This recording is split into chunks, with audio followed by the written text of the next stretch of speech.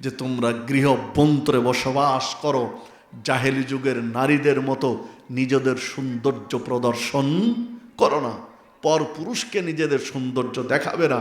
একজন মুসলিম বোন তার সাজুগুজু, তার যত মেকআপ, প্রসাধনী, সৌন্দর্য, এইটা উপভোগ করার ব্যক্তির নাম হচ্ছে স্বামী, অন্য কেউ নয়।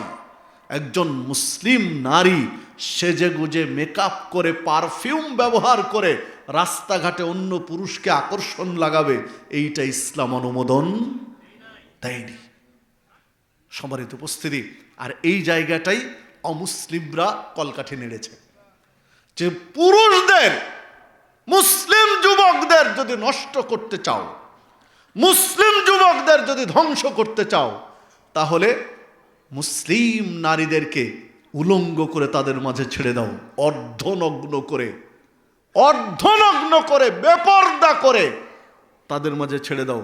যুব সমাজ নষ্ট হয়ে যাবে।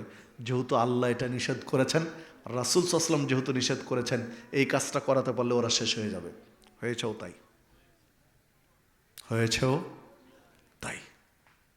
সম্মানিত উপস্থিতি, আপনারা তো ভার্সিটির পাশে বসবাস করেন, ভার্সিটি আপনাদের খুব নিকটেই।